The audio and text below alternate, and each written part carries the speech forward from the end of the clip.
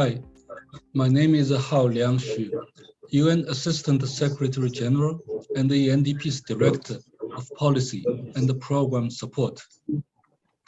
UNDP looks forward to joining the Gobeshona Global Conference on Locally-led Adaptation in 2022. As the recent IPCC report points out, continuing to ignore the science will put people and the planet in peril like never before. Climate adaptation, measures to protect lives, livelihoods, and biodiversity must be elevated and placed at the center of global climate action. Our goals are simple: supporting locally driven climate resilient pathways, uniting efforts across nature, climate, and energy to protect our people and the planet, and building climate neutrality by 2050. As we work towards COP27 with all our partners, UNDP would like to thank the International Center for Climate Change and Development for hosting this important conference and wish the conference a great success.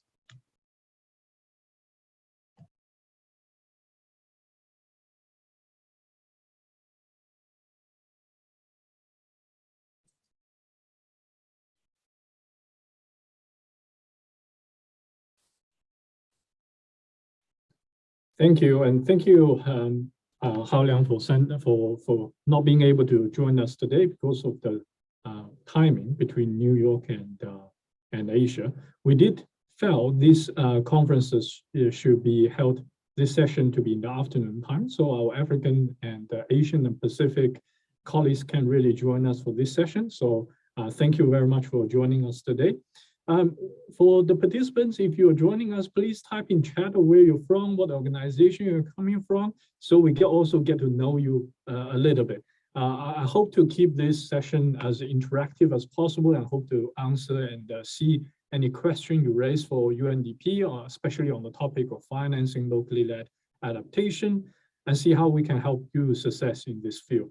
So with that, I would like to just open the session to briefly present a little bit around the topic around financing locally-led adaptation, what UNDP is doing, and our overall strategy. So if I may, I would just probably open with the strategic plan that recently has been approved from UNDP board. It will sort of drive the directional setting of UNDP from 2022 to 2025. Three direction of change is really, structure transformation, leaving no one behind, and building resilience.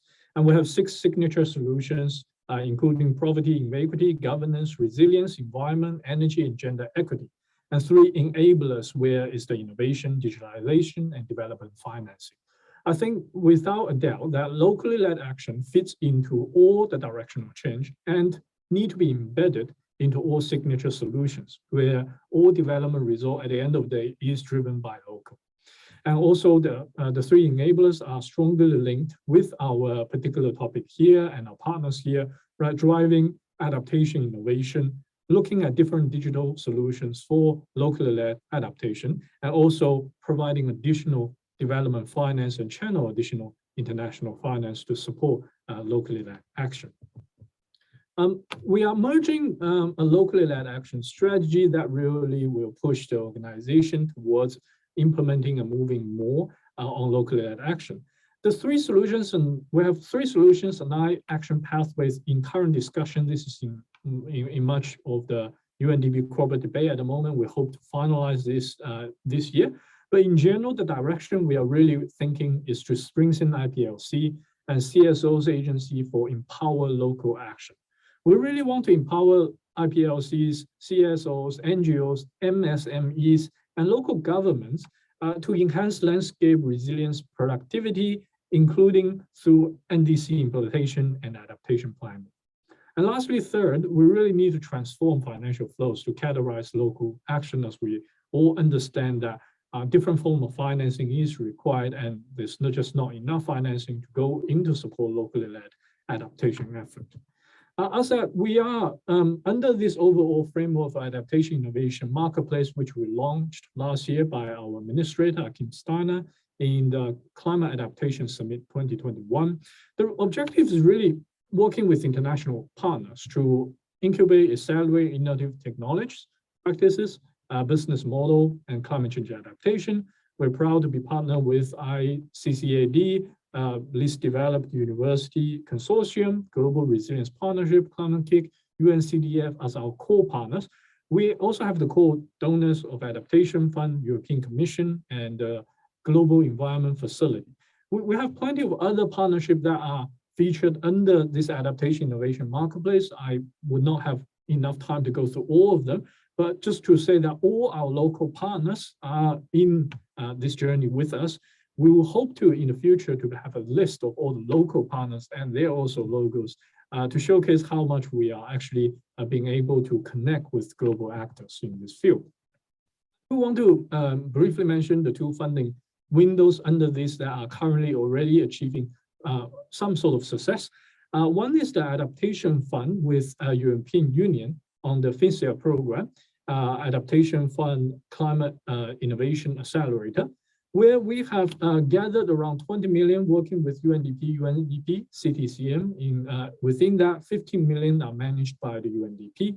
The funding really support on-ground actors on two sort of funding streams, one for pilot and new projects of 60,000, and one for organization already with customer and beneficiary base to scale up application through their business or their organization operation. That's 125,000. And once they completed all their milestone in 1.5 years, they will be eligible to receive another tranche of the same funding. The website is shown in this slide. The first cycle has just been closed. We have 380 plus organizations applied. 22 finalists has been endorsed by the board in December. We're now working on the grant agreements, and they'll be expected to be fully cleared by this week. And from next week onwards, we will be having disbursement of the first tranche of payments.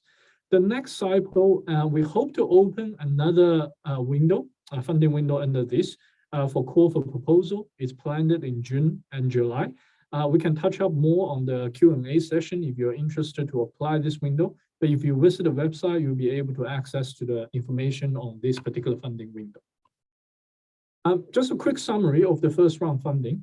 We overall received 384 applications, 76 of longlisted, 30 shortlisted, and 22 became the finalists of this program. If we look at the longlisted applicants, because this represents a good quality of proposals, around 40% is from Africa, 36% from Asia Pacific, 13% from LAC, and 4% from Central Asia. We have very genetic 5 sort of topic because, to be honest, each grantees are proposing very innovative adaptation solutions locally and all quite different. We can only bracket them in very genetic form of resilience agriculture, technology-related innovation, community-based adaptation, payment service for ecosystem, or entrepreneurship development. For the 22 finalists, we are covering 19 countries, 7 from Africa, 11 from Asia, 4 from Latin America.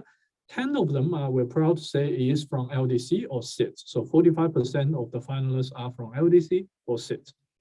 In the next round of proposal, hopefully we will expand our reach of partnership in Latin America to attract more applicants. And hopefully maybe we will provide Spanish application support so to expand the field in Latin America because they are slightly underrepresented at the moment. The second funding window, in partnership with Global Resilience Partnership and under the funding window of Global Environment Facility, we open a specific window to support resilience for peace and stability, food and water security. Really looking at study and pilot scalable investment and finance vehicle to support resilience building, food and water security in the conflict-prone and fragility regions of the least developed countries. It's very interesting. Since the project design, we had sort of scoped the first round of countries that we want to work with. During this 1 year of project design, with the original scope of Afghanistan and Myanmar already kind of transit from conflict-prone to conflict already. So unfortunately, we cannot work in these 2 countries. We now have selected Uganda and Sudan as the sort of the shortlisted country that we will work with the local partner, and they are here today. The project has been approved last December by the GRP Council. We are again finalizing the contracts with our partners, and hopefully we'll be able to submit all the package to the Global Environment Facility and within internal UNDP system to be able to begin the implementation in May 2022. And we have plenty of partners of the two local partners joining us today for the session and we have another 3 and 4 joining us from the first funding window and our partner windows. Overall, our approach is really a 4-pillared approach of sourcing, screening, selection, and then grant management and scale up. So we, through the different sort of funding windows, this is a common infrastructure we're trying to approach. Using global call for proposal and our partners network, we will try to screen them and select them through different investment committee and global committee. Once we reach the grant, we really want to provide them with technical assistance, investment brokering, and exit support. And while the traditional grant management, MME, and knowledge management, now the knowledge management component is really going to be helped by ICCCAD, GRP, and also CDKN as our core partners for managing the knowledge management aspect of the funding windows. So just for the organization that are joining us today, I would like to just touch up on what kind of support that UNDP and the partners really aim to help with local actors under this particular platform and as a joint partnership. We hope to build capacity both by centralized capacity training and really provide the opportunity for looking through some international best practice for how to do programming, and also really from the international perspective, what some system thinking, innovation thinking, how to do climate risk modeling and investment presentation, where it can be centralized at a higher level. We also look at providing network and advocacy support, including joining conferences like the Gobeshona conference and COP later on this year, to have the annual networking knowledge sharing event, international different events, sharing success and sharing your experience. And also we will have joined different side of investor type event that to connect with donors, investors, with our local actors to help them to provide the scale and really networking them so they will be able to reach financial sustainability, whether through commercial funding or public funding. And in different cases, we also have strong support of the UNDP system, of the small grant program, Equator Initiative, where the national events with the UNDP country office will bring our local partners too. Lastly, we want to provide tailored support to individual partners under some of the funding windows, whether it's internationally sourced technical support or the UNDP Global Policy Network support of expertise in different aspects, whether it's gender, governance, health, to provide tailored sort of topic thematic-based issues to local partners that might not be able to source some of the expertise or advisories at national level. Also, we hope to be your trusted partner, help with negotiation with donors and investors to reach different type of scale up and asset funding window. Of course, we are providing risk management to ensure donors funding and investors funding are sort of presented and managed well. Lastly, I want to just close to say that you can engage with us by emailing us, visit our website. There's also a website of just you can really search on UNDP Adaptation Innovation Marketplace as well. So these are different ways to engage with us. I hope that gives a good overview of our agenda today. We have plenty of partners. Again, I encourage you to type your organization name and your name and background, and please feel free to ask us different questions so we can address them during the session. Thank you very much. Now I'll pass to the next session. Clint, would you like to take over the floor to moderate for the next session? Thank you very much. Thank you, Charles. So welcome everybody. Welcome especially to the panelists that have had to wake up either very early morning or stay up very late at night. You come to us from quite literally around the world, from Fiji to the east coast of the US, through to India, through to Uganda. So thank you very much for that. As Charles mentioned, we're going to have two hopefully very interesting and interactive panel discussions this morning or today. The first one, we're going to discuss specifically some recipients of the funds and the projects that Charles was discussing now. The aim of this discussion is to highlight the incredible skill sets and ambition and opportunities that exist through these projects, or that are embodied by these projects, when it comes to locally led adaptation and locally led action. What we'll then do is, about 30 minutes after that, we'll have a second panel discussion where we will be discussing in more detail some of the important organizations that sit at the nexus of finance, knowledge, and coalition building. So the first panel discussion is going to focus specifically on recipients of these funds that Charles mentioned via the UNDP. I'll introduce everybody now, but I'll ask those that have used a link that I sent through, because you see several Clint Bartlett. So I'm Clint Bartlett from the Global Resilience Partnership, but there are several Clint Bartletts on the screen. So if you are not me, if you could just change the link to your own name. So we really are very privileged to have these panelists with us today. I'm going to just run through them very briefly in terms of their names and the organization, and then we'll jump right into the discussion. So we have Rabbi Yesbeck from the Near East Foundation. We have Kenneth Barigi from Lutheran World Relief. We have Renesh Sharma, all the way from Fiji, from a Smart Farms Fiji Foundation. Vincent Moredo from World Neighbors in Kenya, and Nazim Sheikh from SSP in India. Again, thank you very much for joining us. The Near East Foundation and Lutheran World Relief are recipients under the GEF finance program, and the other three are recipients under the Adaptation Fund finance. So I have I'll hand over to each of the panelists now. I think if we can go in the order of Rabbi, Kenneth, Renesh, Vincent, and then Nazim, but I'll prompt you.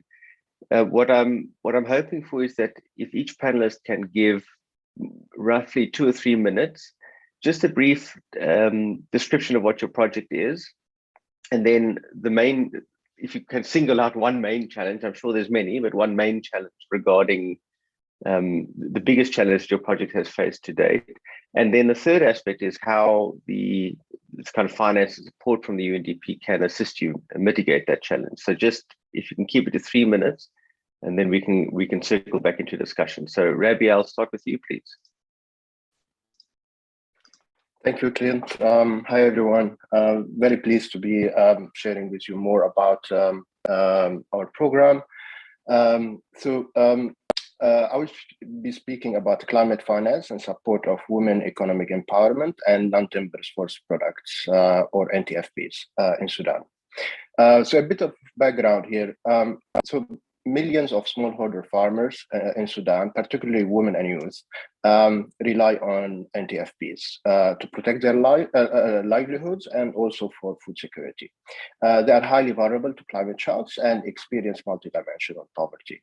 NTFP can positively impact resilience in areas where rain-fed agriculture dominates. Also, weak resource management threaten NTFP resources and productivity. However, a growing market, regional and international, for the NTFPs offers significant opportunity to expand the private sector engagement and also social impact through nature-based solutions. So about the challenges, by looking closer, the top 1 or 2 main challenges. So there is no or limited horizontal organization of producers and processors, so no cooperatives, and they lack bargaining power, ability to aggregate and collect, etc. There's access to finance is severely limited to finance, and also to access modern processing practices, tools, technologies, access to markets, etc. What are we doing now? We are establishing or strengthening, in a few cases, horizontal organization of producer processors. These are all women-led. So women have the lowest share of profit and position in the value chain, despite being constitutes 3/4 of the value chain actors.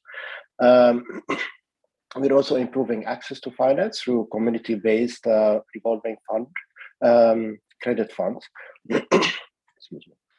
So by doing this, we are also elevating women's roles in the value chains as traders, head of co-ops, secondary processors. We are also increasing smallholder income and investment in climate resilience. With this new funding, the new partnership is looking ahead now with objective to scale up and tap into alternative financing by establishing innovative financing facility to enable private capital to reach smallholder farmers and lead to broader social, economic, and environmental benefits. We are also enabling and accelerating financial flows to local nature-based solutions, addressing the challenges regarding, for example, like private capital flow, localized investment into the cooperatives. We're looking also about issues related to repatriation of investment capital and profit, if relevant. So there is high potential to scale up and replicate within Sudan and beyond, like Mali and South Sudan. That's all. Thanks. Thank you. Thank you, Rabbi. Kenneth, if I could hand over to you for a couple of minutes, please. Thank you. I would like to start by thanking UNDP for making this possible. Since 2017, Rutherland World Relief has used philanthropic capital to make investments in high potential early stage enterprises through our investment holding company called Ground Up Investing. Our support to farmers in Uganda is in a coffee company on Mount Elgon, which was created to improve farmer income and resilience through a model that provides end-to-end agriculture support to improve quality, productivity, and resilience along the coffee value chain. Mount Elgon is dominated by coffee production and is one of Africa's most landslide prone, experiencing increased population density, which combined with declining soil fertility imposes pressure on the available land. Our interventions to introduce regenerative agriculture practices through ecosystem services have the potential to improve climate adaptation among the organic certified farmers that we source coffee from. However, limited resources constrain farmers' ability to adopt improved practices, access quality inputs, and to smooth cash flows between harvest cycles when families have depleted income from the previous seasons. Our efforts to engage the formal financial institutions in Uganda to finance farmers have so far failed. Financial institutions consider the farmers high risk due to production and price volatility, inconsistent cash flows, lack of collateral, low financial literacy, and farmers often resort to borrowing at exorbitant interest rates or selling their harvest early at a discount or saving from their low incomes, which limits opportunities for transformation and expansion. Although microfinance institutions have come up with innovative ways of taking financial services to smallholder farmers who previously were unbankable clients, they have so far largely failed to reach the poorer section of the smallholder producers. MFIs make mostly short-term loans, often with group guarantees and frequent payment schedules. This type of financing is only good for trading enterprises with high turnover and not in farming enterprises with more irregular and seasonal cash flows. This limited access to appropriate financing therefore prevents farmers from investing in their farms, resulting in low productivity and low income, leaving households vulnerable during shocks. Now, when I come now to the project, our partnership with UNDP will enable us to implement an integrated resilience financing facility that offers 2,000 farmers on Mount Elgon revolving credit, combined with access to quality inputs, technology, training, post-harvest processing facilities, marketing and branding of their coffee to specialty buyers. This project will be farmer-centric with an in-house digital platform that collects and supports the analysis of supply chain data, including a financing module that records and analyzes each farmer's credit performance. and the farmer module, which builds detailed farm profiles for client segmentation. The facility will be flexible with the loan repayments aligned with harvest cycles tied to coffee sales. And the facility will also focus on delivering bundled service covering access to quality inputs, technology, training, post-harvest processing facilities, and marketing. Our theory of change is that if small-scale coffee farmers can sustainably access, use, and afford a range of financial services, and if they invest in regenerative agricultural production, then they will cope with and recover more easily from shocks and stresses, adapt to changing climate, and realize more resilient livelihoods. The key idea, finally, is focusing on sustainable access so that the innovative financing facility for resilience we create for the producers will impact their credit worthiness with formal lending institutions over the long term, and that these small-scale producers will be viewed as bankable clients with growth potential. Thank you. Thank you, Kenneth. Ranesh, if I could ask you to go next, please. Sure, thank you. Bulavinaka to everyone. I was from Fiji Islands in the Pacific. I'm the founder for Smart Farms Fiji Foundation, and I'd like to thank UNDP for this opportunity where a farmer is showing the world that he is capable of cultivating the crops and cultivating hope and leadership, from a top-down to bottom-up approach. The project focuses on empowering 150 youths that are currently working with the Ministry of Youth and Sports and Ministry of Agriculture to empower them with resilient and smart climate farming methods to increase productivity and get into the supply chain of being commercial farmers in the future.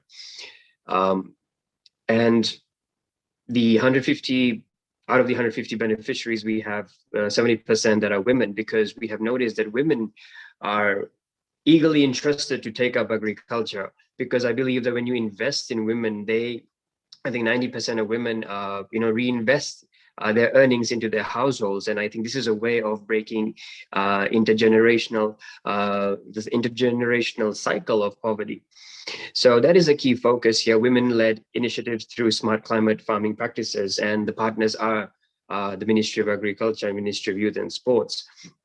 The challenges are quite evident, because in the Pacific, we are at the brunt of climate change with extreme weather conditions, unprecedented cyclones and calamities, which sort of puts our agriculture to have major setbacks. And there are so many heavy losses that are not accounted for.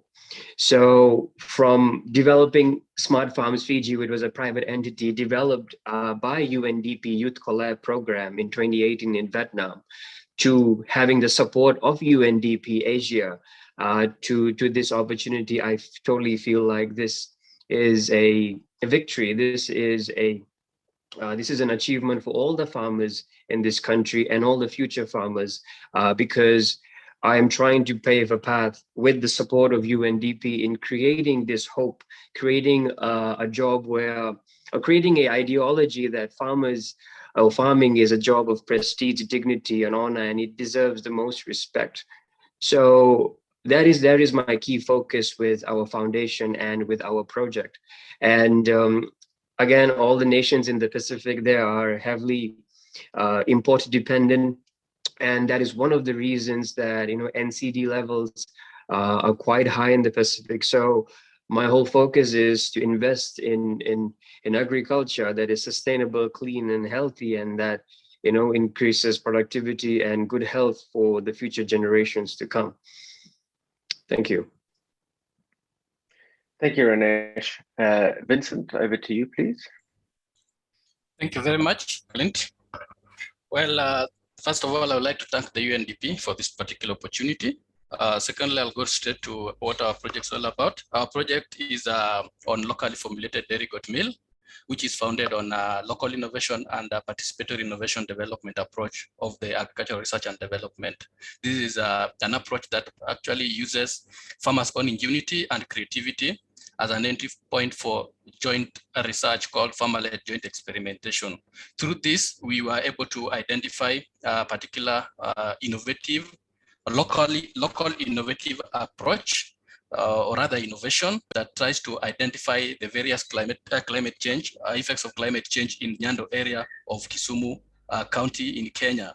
So in this particular innovation, a farmer collects fodder materials during periods of abundance and formulate a dairy goat meal for use during periods of scarcity. As you know, the Kisumu area, particularly where the community is characterized with erratic rainfall, prolonged period of drought, high temperatures because it is along the lake shores, and a number of factors that have been brought about that have actually been worsened by the effects of climate change. So through this, the farmer has created an alternative or source of livelihoods, which is dairy goat farming, as opposed to the formerly, or rather the normal maize production, which has actually been characterized with crop failure. Because you understand, the community purely relies on rain-fed. So when there are no rains, of course the yield becomes low, and of course the community now suffers the effects of food and nutrition security. So this is in this particular project.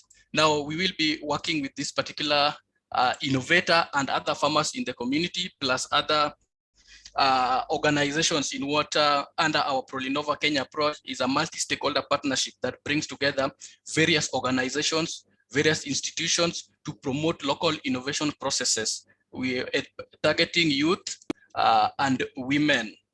And then we go through them with what we call a joint experimentation, where we take up an innovation and first undertake farmer-owned experimentation, and comes together as a multi-stakeholder partnership to undertake a joint experimentation, which we call farmer-led joint experimentation or participatory innovation development. So what pushed us to actually apply for this particular fund, for the UNDP fund, was to help us in build the community resilience to climate change in the households of the Nyando community, through increased dairy goat keeping, using their own ingenuity, and developing local innovations that will be addressing a number of challenges, and of course ensuring resource use efficiency.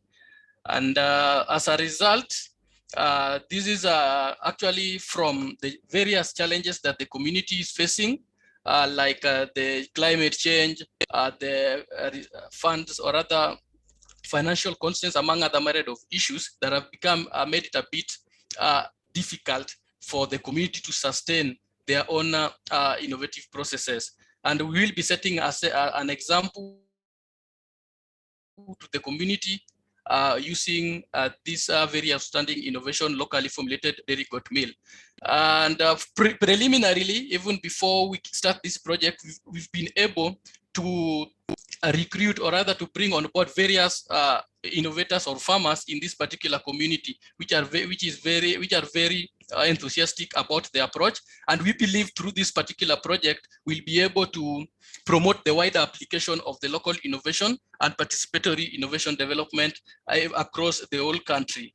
And of interest is that the northeastern part of Kenya is actually characterized with drought, and it is also dominated by pastoralists. So this being a feed formulation innovation and project, we will be able to even push it further to help the community in the northern part of Kenya, which is actually facing the drought. And as we speak, daily we report in the country, we report over between 500 to 1,000 livestock that are dying as a result of drought. So we believe that this now comes in handy in not only addressing the challenge at the project site, which is Kisumu, but beyond in the entire country.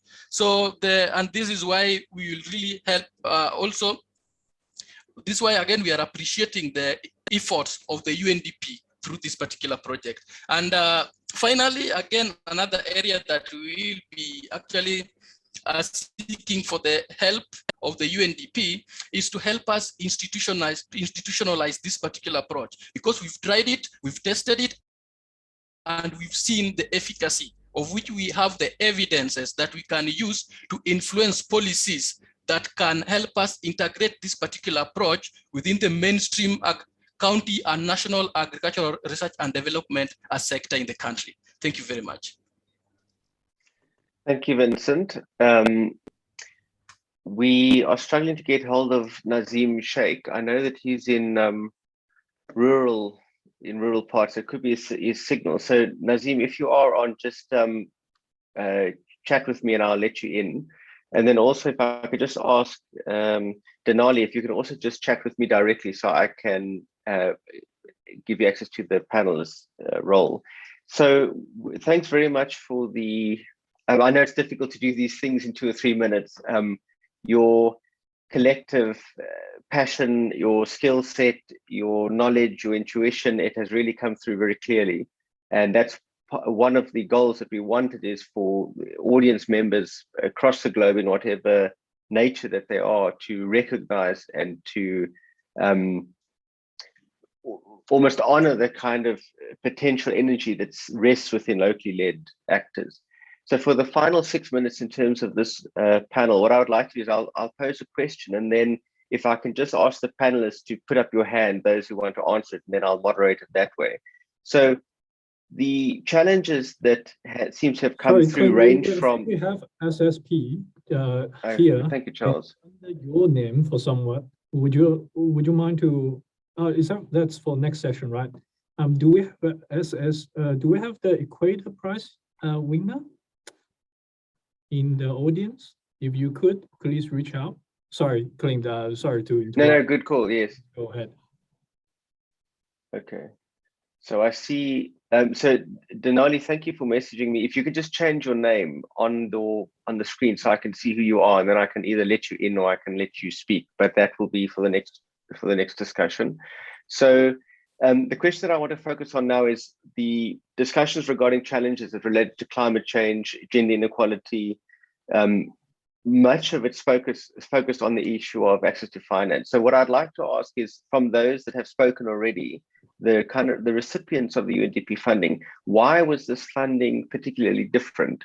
What made this funding particularly unusual or uncommon, or why was it that you were able to access it, whereas supposedly there's lots of other funding available?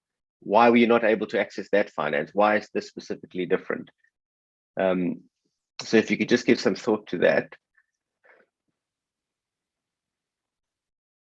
Okay, I think let's go with Rabi, and then I'll go to Kenneth. Thanks, Clint. I can add a few thoughts here. So first of all, it's funding that comes with it's focusing on scale up. It's building on evidence. It's kind of fostering innovation while allowing, piloting, etc. And during this process, also we were able to also, working in partnership with external expertise with you guys. So we are tapping also additional resources, and that's enabling us to co-create the evolved solution collectively. And I think this is quite a rare opportunity, in my opinion. Thank you, Rabi. Kenneth? Thank you, Clint. This funding is different simply because traditional funders look at revolving facilities as for-profit initiatives, and they tend to stay away from them wanting the private sector to do the investment. The private sector, on the other side, see that these facilities that support people who are accessing loans for the first time are highly risky, and they tend to stay away from them. So having a donor like UNDP to say, okay, we are willing to take risks with the private sector, I think that makes this funding very different. Thank you. Thank you, Kenneth. Vincent?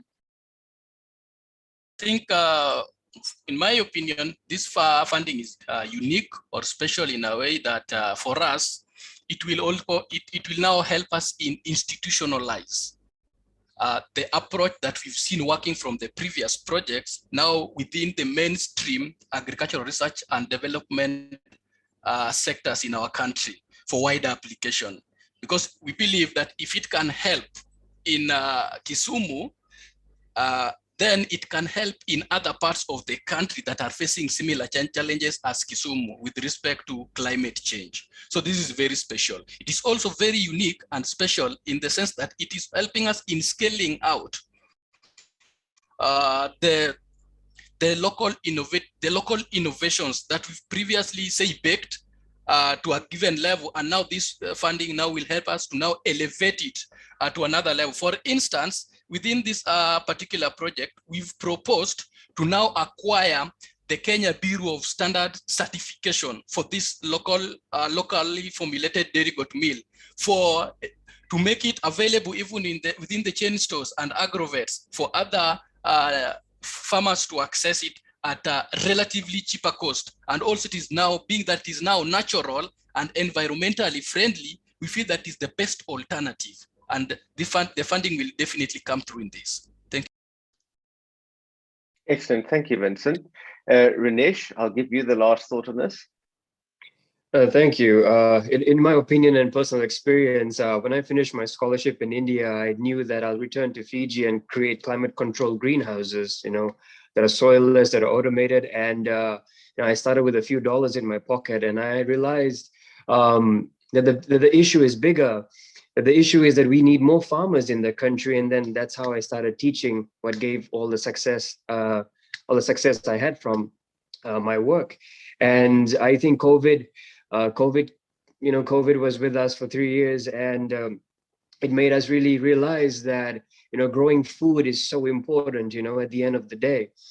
To be honest, this funding came in at a time where people realized that how important growing your own food was, and how we need to adapt and engage in innovative ways to grow food, because if we are dictated by climate, we would be pushed over the edge. So I think this innovation funding, and it's not just a funding, because I'm inspired by listening to all the stories. I'm inspired by your team, and it's a learning process for me as well. So you not only grow, you're not only able to empower other people, but as leaders, as change makers, we're able to grow through such platforms and fundings. And I think this came in the right time, and I hope it really benefits, for all the participants, for all the winners who are here. You're able to make a meaningful impact with your initiatives. Yeah. Excellent. Thank you, Rinesh.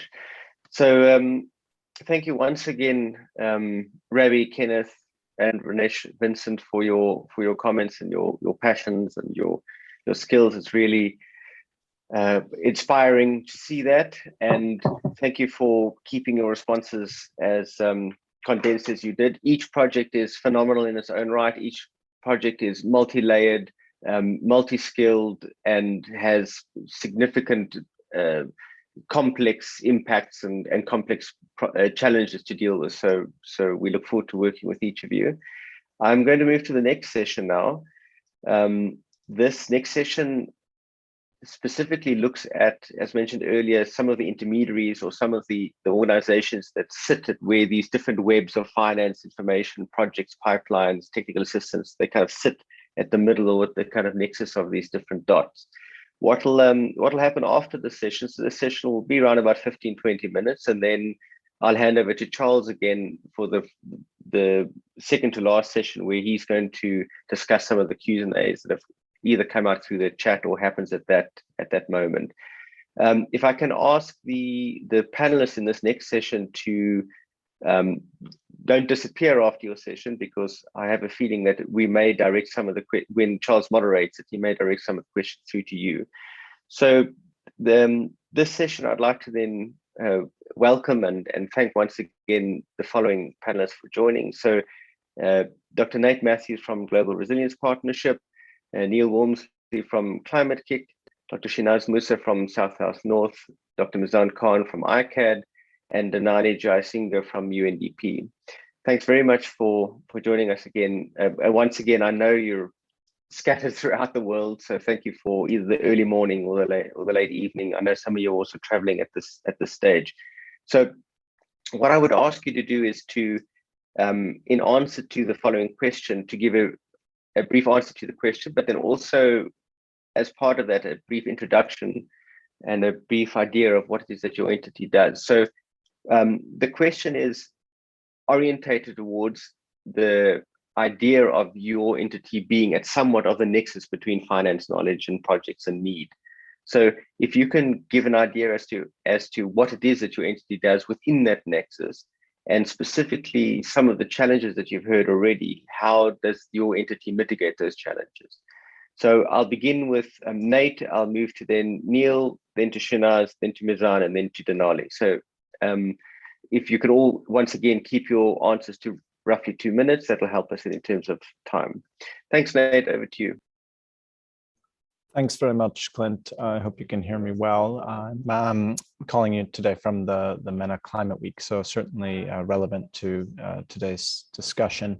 And thanks to all the people who presented previously. It was fantastic to hear those stories from the ground. In terms of GRP, so we're a partnership of over 65 organizations working on building resilience. And we work across 4 areas. So we work to identify and support innovations on the ground. We work as a knowledge broker, so sharing knowledge on best practice on implementing resilience and resilience measurement and learning lessons from what works and what doesn't on resilience. And we work in terms of political convening, so engaging in policy fora and elevating voices on resilience. And then, of course, we work on advancing knowledge, so really trying to support and advance knowledge in resilience. And when I think about some of the challenges and opportunities that we found in mobilizing finance, I think there's a few that stick out. So one, I think, is really adjusting the type of ambition that we need. So we're still, at a global scale talking, many times about this 100 billion in trying to mobilize in terms of finance, but really, we need to think much bigger scale if we're going to address the challenges that we're facing. And, we were able to mobilize over 19 trillion in response to COVID in a short period of time. And I think we need to really up our global ambition in terms of what we're thinking of regarding building resilience on the ground. And then part and parcel with that, so dovetailing with that, is ensuring that money is well spent and it actually reaches the ground. So GRP is a huge proponent of locally-led adaptation. We're one of the early signatories to the locally-led adaptation principles. And so really, moving that money away, perhaps from some of the intermediaries and really directing it to people on the ground and ensuring that we are having locally-led adaptation, because we're finding that the challenges that we're facing on, that people are facing on the ground need to be addressed, from the local level, but in partnership with others. So that role of partnerships is also really critical. And then I would also add that, there's a component of that, which is sort of an approach of support that I think needs to come, both from local actors supporting each other, and that's part of the partnerships, but then also the role that partnerships like GRP and others on the call can play in this. And so when we do provide grants on the ground, we provide it with a tailored program of support, and that can help everything from supporting organizations to be able to absorb more finance, to supporting on lessons learned and cross scale sharing between organizations. So we find those things as really key to this, and really investing in that time or in that program of support, I think, is critical. And I think UNDP has done a great job with this, with the AIM, the Adaptation Innovation Marketplace, and their programs in this space, is really recognizing that need for support. And I think finally, just to add before I pass it along, is that when we talk about resilience building, often when we talk about mitigation, we're looking at sort of one problem, and we're trying to narrow it down to one problem, and we're trying to measure things in a, say, carbon atoms, perspective, which is quite simple, really, in comparison to resilience. And resilience really is about embracing the complexity and engaging with the system, and really recognizing that you have to embrace that complexity and build around system. And that includes, components of things like redundancy, investing in redundancy, investing in diversity. So you almost have that insurance program. Equity and participation are really critical. So really recognizing components like that when you're investing in resilience, I think is critical for success. Thanks. Thank you, Nate. Morning, Neil. If I can hand over to you, please. Thanks, and apologies to the audience for not having my camera on. I'm afraid it stopped working with Zoom for some reason. I've not been able to troubleshoot it, so apologies for that, but at least you can hear my voice. So hello, I'm Neil Walmsley. I'm the head of international markets for Climate-KIC, which is a European-based innovation agency that works around the world on basically accelerating the development of innovative solutions for addressing the intractable challenges of climate change. Now, I should say that many of the points I'm going to make, Nathaniel has literally just said, so I'll try to come up with some new thoughts in addition, but obviously reflects, I think, a very similar line of thinking at Climate-KIC to what the Global Resilience Partnership is doing. And I should mention, I believe we recently become partners of Global Resilience Partnership as well, because they're doing such fantastic work. On Climate-KIC's side, our focus is quite wide-ranging in terms of where we concentrate our efforts around adaptation. We focus on everything from the development of the supply of innovation solutions for tackling climate impacts on the ground, particularly in countries which are especially vulnerable to these impacts. But also we move through to looking at more systems level interventions as well, working with governments and their agencies, along with key stakeholders such as companies, community groups, and so forth, to actually design portfolios of programs that can help to tackle systemic challenges. So not just looking at particular technologies or solutions, but actually looking at regulatory innovations, policy changes, initiatives involving communities and so forth, but which work together as a group to affect that change. And I think in terms of the key thing that we try and focus on to help accelerate the development of these solutions is to create the supporting enabling environments. We do run a very wide range of different types of accelerator programs. I'm just completing one focusing on adaptation resilient solutions in Africa and Asia. We're about to launch the new one in just a few weeks' time. And in those sorts of programs, we do support individual startups, SMEs, and so forth to develop new technologies and so forth to tackle these challenges. But we are trying to move beyond this as well, because obviously the scale of need is so enormous that focusing on the individual projects is not really going to be able to address that. So we are focusing increasingly on creating the frameworks and systems in country that allow the flow of investment to locally generated solutions, particularly working with local capital markets, local companies and other agencies, which can actually help to support that more effectively and allow them to be generated in a more systemic way. One thing I would mention that is particularly interesting that we will be piloting this year is the creation of adaptation innovation clusters, which is a model where we would work with a city region to build up a coordinated system of accelerators, research programs, university courses, policy labs, and so forth, that will support the growth of the adaptation economy in that city region and help to create it as a regional hub of expertise and new technologies and solutions for the wider region. And the first pilot we will be doing of this is in the city of Dar es Salaam, where we'll focus in particular on creating a adaptation economy focused around resilient region solutions. We're also looking at developing similar ones in other city regions in East Africa and in other parts of the world as well. And it's based upon a very successful model we've developed in Europe over the last decade. But I think that one of the key things about this really is that drive to support the creation of locally led solutions and to involve those key players, those key investors from domestic capital markets and so forth to drive that growth, rather than really just trying to transfer technologies or international investments, because that actually comes with many challenges and strings attached, which can actually undermine efforts in other ways as well. I think I'm probably about time there, so I'll pause and stop there, but pleasure to be here today and see all the fantastic work that's been done. Thanks. Great, thanks. Thank you, Neil. Shinaz, if I can hand over to you, please.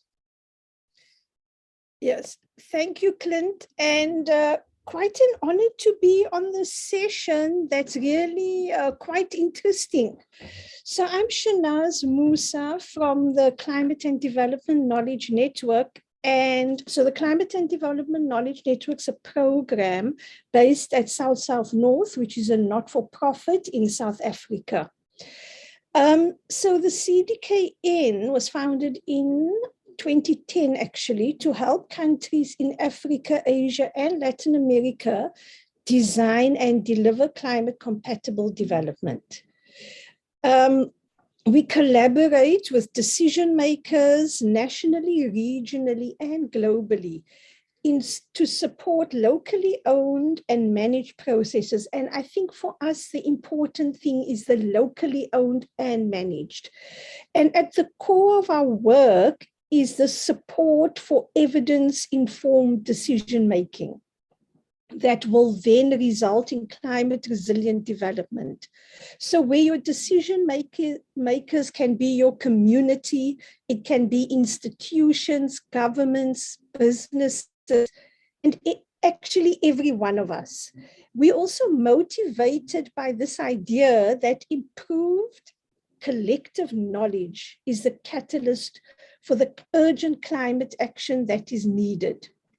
Over the last 4 years, we've been implementing work that's focused on furthering knowledge into climate action. And this is where this knowledge brokering or interlocutor role comes in. And we achieve this through tailoring the wealth of knowledge on climate change to meet developing country needs. And this facilitates collaboration and learning, and it empowers climate leaders and champions. And what a lot of our work as of late has focused down more narrowly on communities. So it started quite high level, but we're finding that the need now is at the local communities. And I think this is what's coming out in the discussion here as well. And we did a case study looking at what stories were coming out from how communities responded to COVID. And what we're finding is that access to finance is one of the key challenges that is impeding the ability of the poor and the vulnerable communities to respond to the challenge of climate change, as well as climate-related disasters, such as floods, droughts, and cyclones, because these communities are at the coalface. And I'd just like to, in ending, and hopefully, I think it also links to what the projects were talking to, is that what we're starting to see is that there's several barriers to accessing finance by these communities. And these can be grouped broadly into the following themes. So there's the regulatory and the governance, there's the market related, there's the social, there's the economic and financial, and then there's the technology. And I think as CDKN, we firmly believe that these can be addressed through concerted collaborative efforts, which look like doing things differently to how they've always been done. And so with that, Clint, I'm going to hand back to you. Thank you. Thank you, Shanaz. Dr. Khan from ICCCAD, I'll hand over to you now, please. Yes, thank you. Yes, today, starting from the excellent presentation by Charles, we have got to hear many, many good things about LLA. I'll focus on our institution first, what we are doing. ICCCAD, International Center for Climate Change and Development, where I serve as the Deputy Director and Dr. Salim is the Director. Our basic organizing theme of ICCCAD is capacity building. Now, by capacity building, we mean we have got an understanding, very capacious, kind of a framework of capacity building, starting from awareness raising, down up to the skill development at the master's and PhD level. So this is our understanding of capacity building, including training and through workshops and all those. Then how do we kind of apply our approach to capacity building? We have MOUs, Memorandum of Understandings, formal agreements, for example, with both the government agencies and the NGOs.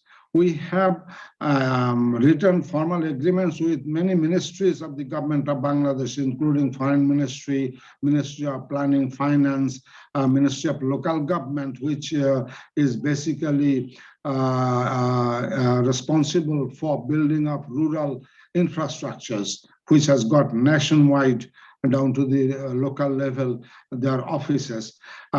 We also have formal agreements with External Resources Division of the Finance Ministry, as well as with BRAC, the biggest NGOs in the world. So we work in partnership both with government and the local communities through these NGOs. And we also training, give training to the highest government officials, starting from the junior officials to highest officials. And also we use many different vehicles. For example, Gobeshona, here your session is being organized, is a national level vehicle. Now it has gone global. We have about 50 or up to 60 universities and private sector and NGO organizations where we meet often and hear each other's research findings based on action research. Our focus is based on action research. Then also we have, for example, LDC Universities Consortium on Climate Change, which you all know is an official LDC program under the UNFCCC, the aim of which is to capacitate all the LDC societies by 2030. And I personally serve as the technical lead of LAC, and ICCCAD serves as the secretariat of LAC. We are implementing different projects under this. The latest project is how to make access to climate finance, which is a real issue. So you see, and our approach to capacity building is the principle that mentions about developing local capabilities, not just capacities, because there is a difference. We differentiate between capacity and capability. You may have skills, you may have capacity, but that may not turn into capability unless you assure you kind of provide the enabling environments.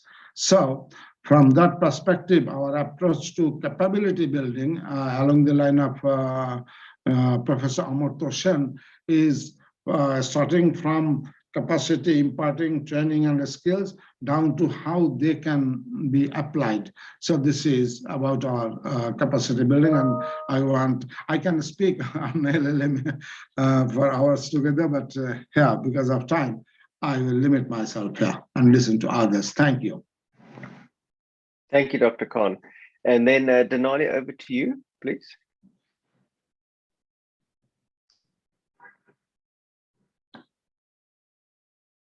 I think you may still be on mute. Can you hear me? Yes. Yes, can you hear me now? Okay, great. Perfect. So thank you very much, Clint. As you all know, the GEF Small Grants Program started, of course, in Sri Lanka in 1994.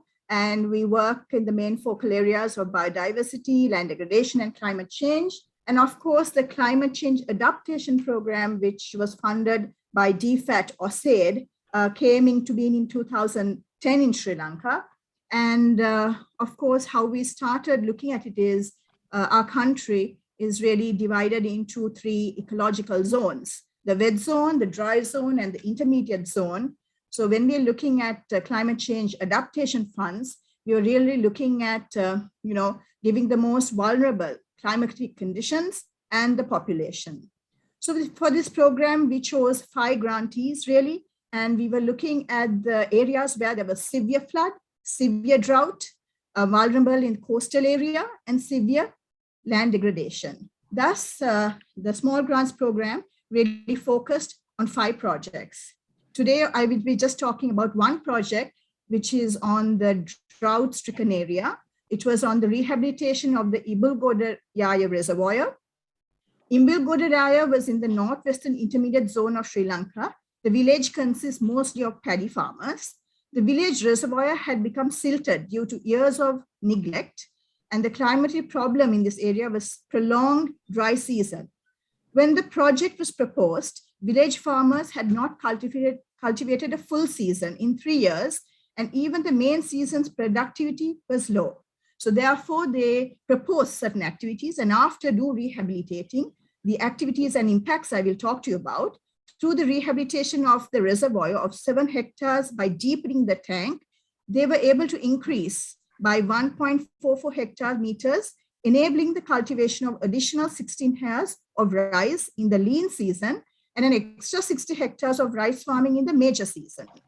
Increase irrigation efficiency and paddy productivity by strengthening the tank bund and the earth dam, preventing further siltation and product catchment by preventing soil erosion through turfing the sides of the earth dam, and also developing home gardens and alternative income sources for 60 households using, of course, perennial fruit crops. The lessons learned from 5 of these projects, I would say, is the traditional water harvesting structures in the villages are still effective, but we really need to renovate them and reuse them. Water harvesting alone does not guarantee improved productivity, but has to go hand in hand with efficient use, improved breeds, field management, and strong farmer organizations. For farming communities, food security is of primary importance. So livelihood diversification needs to be taken into account and time spent in agriculture. Catchment protection and sustainable financing mechanism is vital for the survival of small irrigation systems. Of course, when we were looking at these 5 projects, we also saw some challenges. And one of the main is a lack of awareness about climate change impacts on livelihoods among farmers and also local government authority.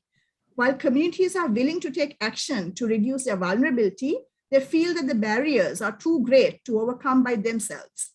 More time than initially planned could be required to build long-term capacity of resilience, because our projects are usually 2 years. But when you talk about adaptation, you really need a longer period. Projects also were really designed looking at vulnerability, mainly on the environment side, but also it is very important to look at the social and economic side of the project. Of course, with small grants, we really see it as a catalyst for piloting.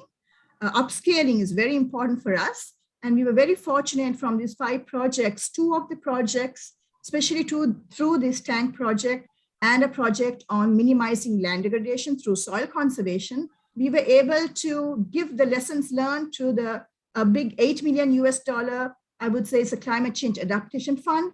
They learned lessons learned from these 2 projects and wrote the proposal, and they were able to get this funding. Plus the GCF project, 30 million that is going on in Sri Lanka now, also has lessons learned from these projects. So SGP, I would think, is a catalyst for really piloting these projects. And I think it's very important to upscale wherever possible. Thank you. Thank you, Denali. Thank you to the panel for your insights and your comments. Particularly interesting set of comments ranging from Nate's systemic thinking, resilience building, through to the intermediation between knowledge, between finance, and then ending on a great note, Denali, in terms of scaling and in terms of the role in which these different entities can play, the specific catalytic role in which these entities can play. I'm going to hand over to Charles again from the UNDP. He's going to take us through the Q&A session, and he will hand over to the final speaker to end in the next 18 minutes. Thank you, Charles. Sure, certainly. I would first probably answer some of the question in the text already, and then I think there's a few hands up. If you'd like to speak, I certainly will invite you to speak. If you like to type your questions, I certainly will welcome you to type in the Q&A session so we can address it. If I can quickly address the funding, avenues. Overall, I think we have various funding windows, and as our partners as well with GRP, Climate Kick. So what UNDP is really trying to do is we're supporting whatever avenue that is going to bring resource and finance to local actors. So if there is a need and if there is international partnership, we're more than happy to support them to access different type of funding, because at the end of the day, the financing to the local partner is what UNDP really care about. And our work is really to build an infrastructure system to be able to broker different partnership and then provide this sort of system of technical assistance, capacity building support to our local partners as well. I think so that's point one. Point two, if it's for specific funding windows, if you can just check our website, Adaptation Innovation Marketplace, we'll try to capture as much as possible of any new funding window that is open under UNDP or under our partner network to disseminate that information, and through our newsletters as well to our partnership. So hopefully for any funding avenue that is coming up, we'll be able to disseminate that quickly to the local actors, to our partners, to reach to the ground, so more local actors to get to see the opportunity and be able to access to particular funding. And eligibility around different funding avenue is very different. So depend on the international donor, depends on who is providing the funding. We will try to make sure that information is captured in each of the newsletter, whether it's Adaptation Fund opening particular funding window of its European Union or its Global Environment Facility, or if it's our partner like GRP, Climate Kick, and even and of course like other SGP, small grant program is run nationally. Every year they have small grant program running.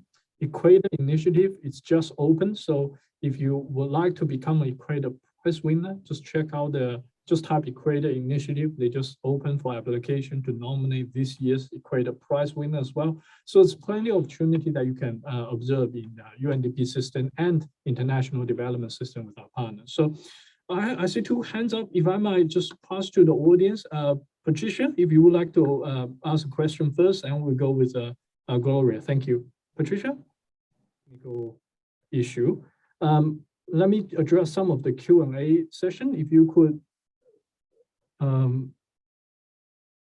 so participant, I cannot see a place to unmute on my Zoom screen. So I think you have to add them either as panelists to be able to speak, or if you wish to type in the chat or Q&A, we can address that way. So we have one question. So as a private sector bank, I'm interested to know about the success story of Jeff in Bangladesh. Can a bank partner with Jeff to mainstream the fund to prospect clients? So it depends on, I mean, Jeff is a global environment facility, if you're referring to Jeff, which is a particular international funding source. If there's Jeff projects that they're either managed by UNDP or other international agency, you're certainly welcome to reach out to the UNDP country office, or under the Jeff program website, it will say what's the implementing agency. It could be UNDP, it could be World Bank, could be another entity. And I'm sure that particular, they will also have a project focal point as well. But in general, UNDP certainly welcome to work with private sector bank to explore investment opportunity and explore additional investment opportunity to helping climate, helping adaptation, and helping other development challenges as UNDP in general working in other sectors as well. to mainstream funds to prospect client. And if you are supporting farmers and supporting vulnerable populations, certainly UNDP is willing to discuss and see if we can collaborate. We already collaborate with many private sector banks in different country offices in larger programs. So we have that sort of experience. Another question is, how challenging did project proponent find project preparation process? Are USAID's Climate Ready supported with technical assistance of the 4 AFCIA grants in the Pacific, including SMART? How much of a barrier in project preparation process? I think I first want to acknowledge, thank you for the Climate Ready program from specifically helping our SID applicants. I think it's a result of climate readiness support to our Pacific SID applicants. Many of them have achieved success of obtaining the grants. It's fortunate to have such project preparation facility to support some of the local partners, because one of the biggest feedback we heard from the local partners is that it is so difficult sometimes to work with international donor filling out this funding proposal, funding template, budget, risk management plan, because it just have so much requirement. And many our local partners has expressed difficulties in understanding some of the session, understanding how to respond to some of the session. I think if we could, if in the next phase, we will be able to really support our local partners, is to really build more pre-application support, where we can support some of the partners that they want to apply on understanding how it's better to apply the funds. So next time, I think we will run a few webinars and before we open the next call for proposal to actually run through some of the process and to really introduce the template. This is the template we're going to use in the funding window, how we expect the partners to answer this particular type of question. Will help to be able to brief our partners, and also working with partnerships such as Climate Readiness Program and GRP Climate Kick, where previously they have already helped with many startups, with many early stage applicants to get the slightly larger grant funding from the UNDP's Adaptation Fund and EU funding window. I hope I answered that question. And lastly, does UNDP fund for waste management and environment protection? Of course, waste management and environment protection is one of our practice area. Depends on which side we work with waste management, we work with waste recycling. We also work substantially with environment protection, whether it's conservation, ecosystem restoration, and other activity. This is not only in our locally led sort of adaptation work. We do mainstream work. We work with national government on many of this program as well. And lastly, I see, sorry, another question. I just want to try to address as many as I can to get the reports. Okay, I think in general, I'm not sure if you have any questions to the panelists, but I think I have covered most of the questions around funding and live audiences. Unfortunately, we are not able to hear some of the audience due to the Zoom setup this way. Next, again, we will learn this feedback and learn from the next time to be able to allow attendees to be able to speak on mic. I think it's a Zoom feature that they can only type, they cannot actually speak. But I thank you everyone for the participation. I would like to invite Akiko, our regional team leader, to be able to, sorry, I see one more question.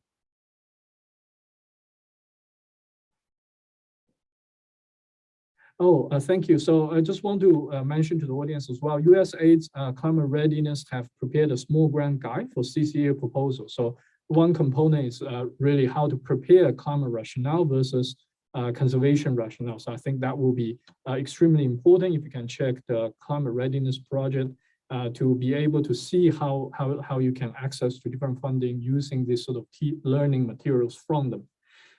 Okay, lastly, if I can pass the floor to Akiko, our regional team leader from Asia for the Nature, Climate and Energy team to close the session for us. Thank you very much.